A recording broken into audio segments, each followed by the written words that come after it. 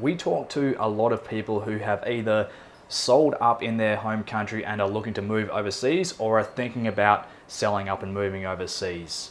And while there is a bit of a romantic notion to selling up, exiting a tax system, sticking it to the man and hitting the road, is it always a good idea? Well, yes, often it is a good idea. It means you can more easily exit a tax system if you have less assets complicating things back in your home country. And also you can structure things in a way to save money on tax when you leave your home country if you don't have a lot of assets there being taxed as a non-resident. But it is also true to say that it is not always a good idea to sell everything before you move overseas. And in this video, we're going to discuss why. My name is Aaron, I'm from Offshore in Asia. We help people to move, invest, and do business out in Asia.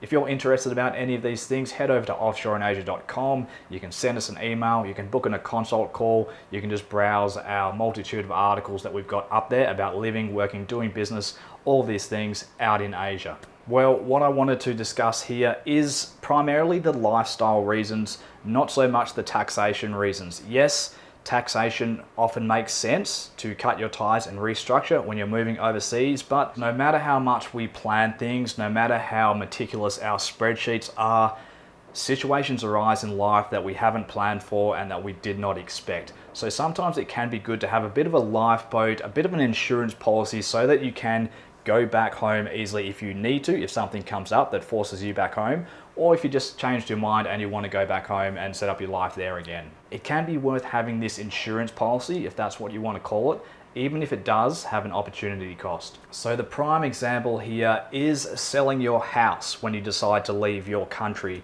and move overseas. Why would you do this? Often it is more favorable to sell a property while you are a tax resident of that country.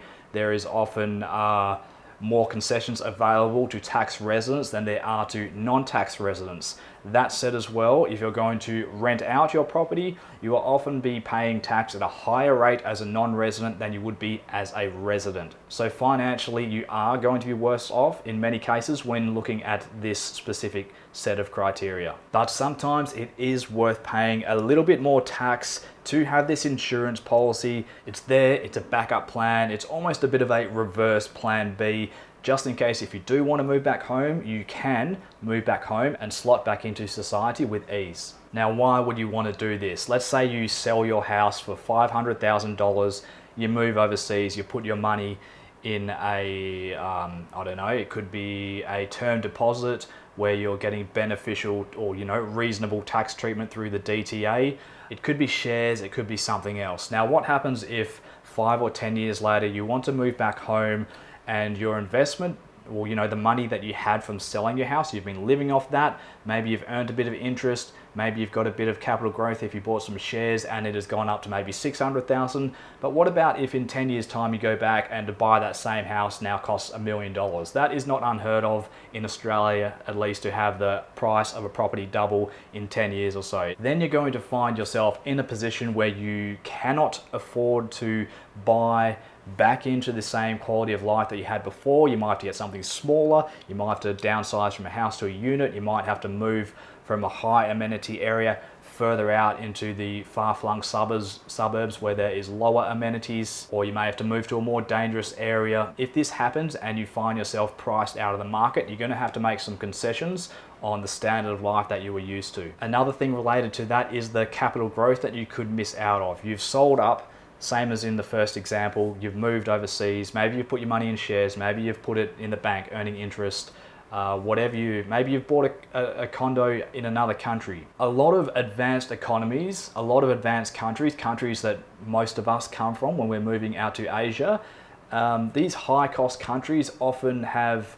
or in the past at least, have come along with high growth. If you look at what property has done in most developed countries around the world in the last 10 years, it's only gone one way. So while you could have saved a bit of income tax, you could have saved a bit of capital gains tax by selling up and putting your money in the bank account, you may still be worse off at the end of the day, considering that you may have missed out on $500,000 of capital growth if, again, your property went from $500,000 to $1 million value in 10 years. Now, if you are an Australian and you're in this situation again, You might find yourself not eligible for the age pension when you were eligible previously. And what I'm talking about here is that the primary residence, your home, is excluded from the asset test when the government is determining whether you are eligible or not for the aged pension. So you can have $1 million house, and if that's the house that you live in, that won't be included in your assets when they're going to decide whether you can get the pension or not. If you come back and then you find that you can no longer afford a property in your home country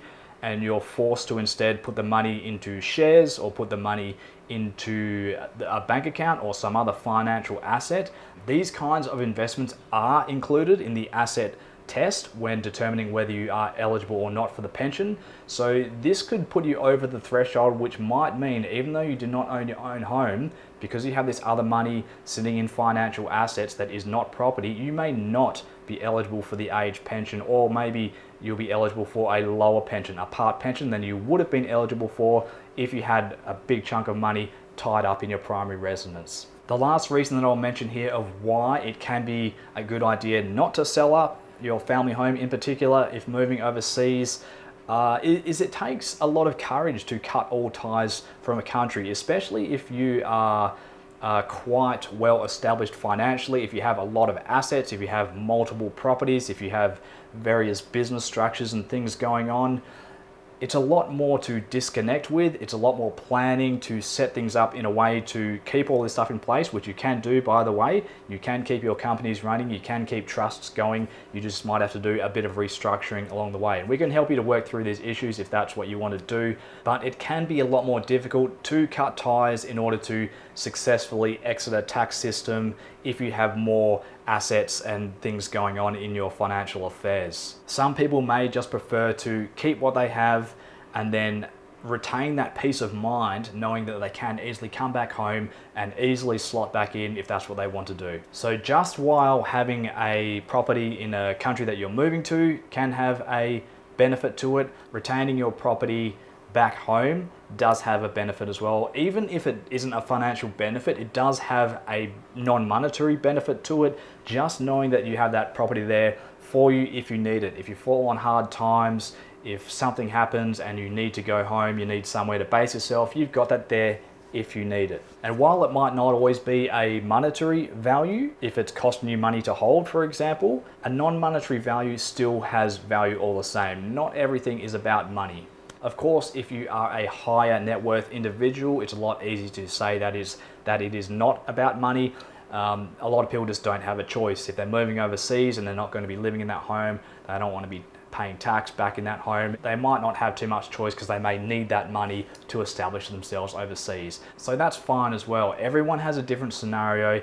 Everyone has different levels of financial means that they have to work with to make the best lifestyle for themselves that they can with what they have. For example, in Australia, in a lot of developed countries, it is quite common for a lot of people's main financial asset to be their family home, where most of their net worth is tied up in the family home. If you're one of these people, you might well need to sell this house to liquidate this house and have that financial horsepower on hand to set up your life overseas. So basically the main takeaway that I wanted to put across here is while tax is important, while financial reasons are important, money and tax is not everything. There is a non-monetary benefit to having a bit of a lifeboat, a bit of an insurance policy, a home back home if you need it, and you just need to weigh all these things up in a way that makes the most sense for your situation. If you do have a higher level of financial assets and you have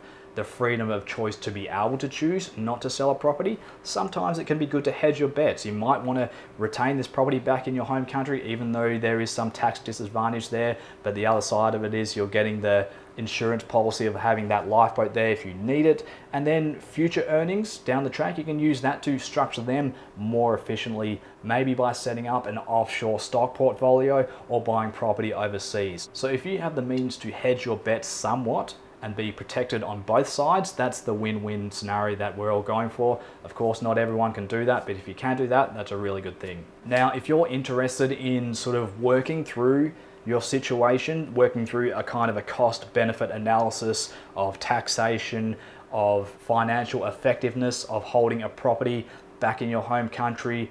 If you want to weigh up some more lifestyle factors, if you're concerned about how it might affect a pension, any of this kind of stuff, if you want help working through this, we can work out a detailed plan with you, a bit of a financial plan of how to structure things to maximize the overall benefit for you. Because like I've said over and over, everyone has a different situation, so you need to treat that accordingly. We'll wrap it up there. Please share down in the comments what your thoughts are. Everyone has a different view on this. A lot of people, like I say, like to sell up, like to move on, nothing wrong with that. A lot of people, the more conservative people, also the people who have higher financial means, may not choose to sell up and may hedge their bets somewhat.